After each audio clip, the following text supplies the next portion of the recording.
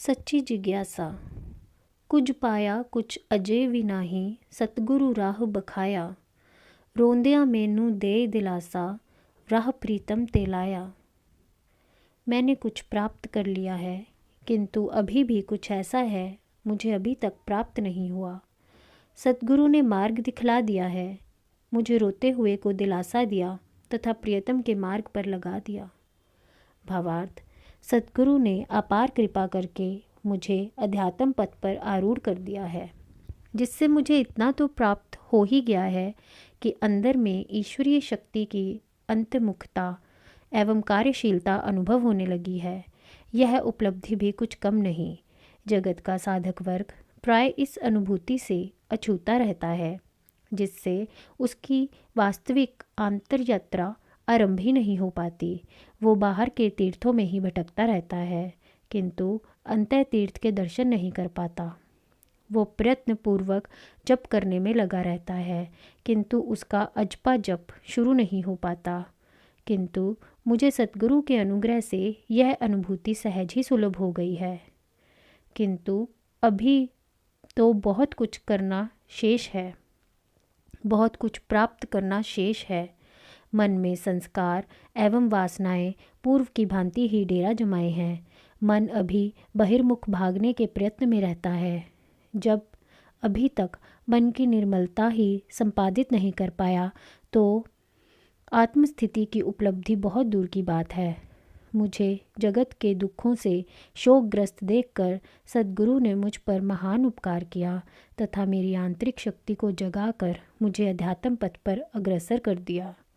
अब कम से कम यह अवश्य हो गया है कि मेरे हाथ में आध्यात्मिक उत्थान की एक डोर आ गई है, जिसे पकड़कर मैं धीरे धीरे आगे बढ़ सकता हूँ। राह ते दिसिया मैनू, पर मैं ठोकर खावा। सतगुरु एक सहारा मैनू, जगदा रूप बखाया। अर्थ, मुझे रास्ता तो दिखाई पड़ने लग गया, किंतु फिर भी मैं बार बार ठोकर खा जाता हूँ। सतगुरु का ही सहारा है एक, जिसने जगत का सार मेरे समक्ष स्पष्ट कर दिया। भावार्थ, शक्ति जागृत होने का अर्थ यह नहीं कि साधक को अंतिम चरम लक्ष्य प्राप्त हो गया। शक्ति जागृति आंतरिक यात्रा का एक आरंभ मात्र है। चित्त शुद्धि का कठिनतम का मार्ग तो अभी भी बाकी है, किंतु फिर भी इतना अवश्य हो गया है कि आत्म प्रकाश की एक छोटी सी झलक मुझे अपने मलिन चित्त में दिखाई देने लगी है। इस ईश्वरीय दर्शन को परोक्ष तो कहा जा सकता है, अपरोक्ष नहीं। किंतु अभी तक जो प्रकाश मुझे दिखाई देता है, वह माया, जीवत्व, संस्कारों तथा वासनाओं के अनेकानेक आवरणों में से छन कर बाहर आता है, जिससे कम से कम इतना तो पता लग ही गया है कि ईश्वरीय शक्ति भी कुछ है। अभी तक तो मैं शक्ति को अपनी मानकर बैठा था, अब उसका अपने से भिन्न स्वतंत्र सत्ता के रूप में अनुभव प्राप्त हुआ है। इतना कुछ होने पर भी बार बार ठोकर खाकर गिर पड़ता हूँ तथा जगत विषयों के प्रति आकर्षित हो जाता हूँ। चित्त में अभी जगत के संस्कार तथा वासना जो विराजमान है, यही वासना मन को बार बार बाहरी जगत में धकेलती रहती है, जिससे मैं सब कुछ जानता तथा समझता हुआ भी विषयों में उलझ जाता हूँ। किंतु फिर भी सद्गुरु कृपा से अपने मेरे समक्ष संसार का सार स्पष्ट कर देते हैं, अर्थात दृश्यमान संसार असार है। यदि कभी मेरा मन जगत के विषय भोगों में आसक्त भी हो जाता है, तो उससे मेरा मन दुखी हो उठता है। विषयों की ओर झुक जाने पर मन में उनके प्रति घृणा का भाव पैदा हो चुका है। अब मैं जान गया हूँ कि जगत सुख भुलावा तथा दिखावा मात्र है।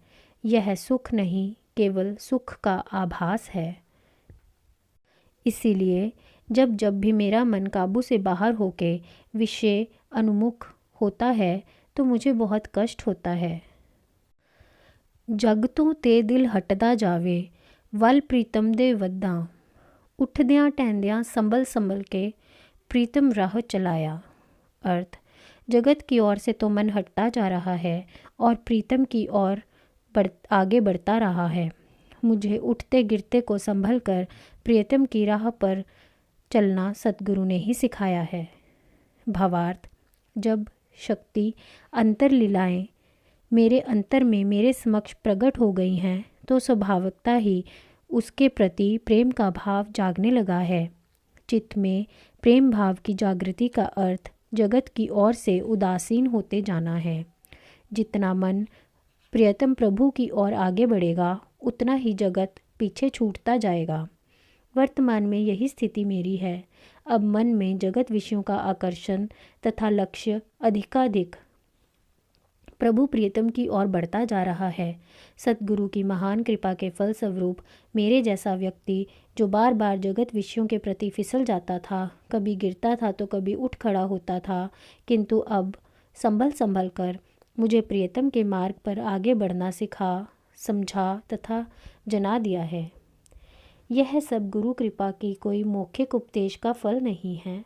अध्यात्म मार्ग मौखिक अथवा बौद्धिक मात्र है भी नहीं। अध्यात्म क्रियात्मक अनुभव का विषय है। यदि जगत का कोई आधार तत्व है तो वह समक्ष प्रत्यक्ष अनुभव गम्य होना चाहिए। यदि कोई ईश्वरीय शक्ति है तो साधक को उसे प्रत्यक्ष एवं निश्चित उसका साक्षात्कार करना है। सतगुरु कृपा से मैं इसी मार्ग पर चल निकला हूँ। अब मैं करता नहीं रहा, दृष्टा मात्र होकर रह गया हूँ।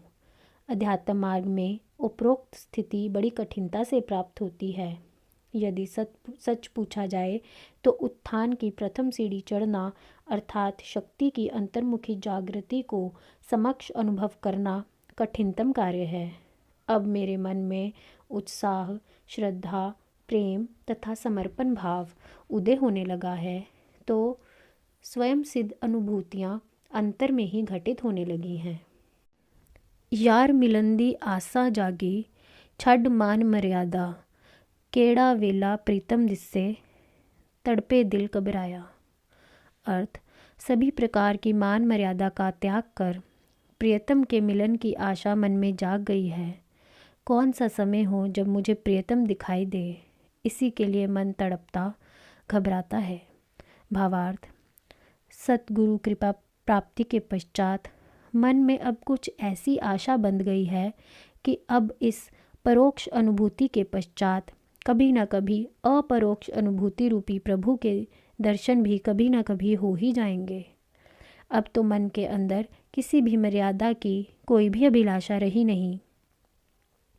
अब मन के अंदर यही विचार घूमता रहता है कि वह कौन सा समय होगा जब मुझे प्रियतम की प्रत्यक्ष अनुभूति होगी। इसी भाव में मेरा मन तड़पता घबराता रहता है। तीर्थ शिवोम प्यारा तक्का, उठ उठ चाती पावां, दिल विच इक्को आस है लगी, प्रीतम एक समाया। अर्थात भक्त के मन में एक ही जिज्ञासा है, अपने प्रियतम के दर्शन। इसके लिए वह भागता है। मन में एक ही आशा लगी है तथा हृदय में एक ही प्रियतम समाया है। भावार्थ, यह तो स्पष्ट ही है कि यहाँ प्रियतम के भाव कोई भौतिक प्रियतम नहीं है, अपितु यह ललक अपने अंतर में अत्यंत सूक्ष्म स्तर पर प्रभु मिलन की ही तड़प है। इसी प्रकार उठ उठकर झांकना भी बाहर का नहीं, अपने अंदर की ओर संकेत करता है। भक्त अपने हृदय में देखता है। जब उसे कुछ भी विकार, जगत के विचार तथा तनिक सा भी अंधकार दिखाई देता है तो वह इन सब के पीछे छुपे हुए आत्म प्रकाश को प्राप्त करने के लिए तड़प उठता है। मन में एक ही आशा, एक ही लगन, एक ही तड़प है। हृदय में प्रभु मिलन का भाव ही हर समय समाया रहता है। यह प्रभु वियोग की अत्यंत उच्च आंतरिक अवस्था का वर्णन है। विरह की इस अग्नि के बिना आध्यात्मिकता के उच्च स्तर प्राप्त कर लेने के पश्चात भी प्रभु के साक्षात दर्शन नहीं हुए तो विरह की यह तड़प अत्यंत तीव्र हो जाती है। इस अवस्था पर पहुंचने के लिए भी साधक को अंतिम प्राप्तव्य के लिए लंबी प्रतीक्षा करनी पड़ती है। जब चित्त में जगत के सभी संस्कार क्षीण हो जाते हैं तब भी प्रज्ञा के संस्कार शेष रह जाते हैं।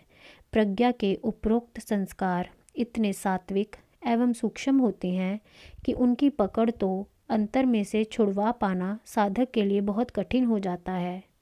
वास्तव में तो प्रज्ञा के यह संस्कार क्षीण होने के लिए साधक के किसी प्रयत्न की अपेक्षा रखते ही नहीं। यह गुरु कृपा अथवा ईश्वर कृपा से ही निवृत्त होते हैं। साधक की आंतरिक यात्रा का यह अंतिम पड़ाव कभी कभी बहुत दुखदाई होता है, क्योंकि साधक अपने प्रयत्न से तो कुछ नहीं कर पाता, उसे तो केवल कृपा की ही प्रतीक्षा करनी पड़ती है। यह आंतरिक यात्रा जो गुरु कृपा से प्रारंभ होती है, गुरु कृपा से ही पूर्णत्व प्राप्ति के इस अंतिम लक्ष्य को प्राप्त करवा कर संपूर्ण हो जाती है।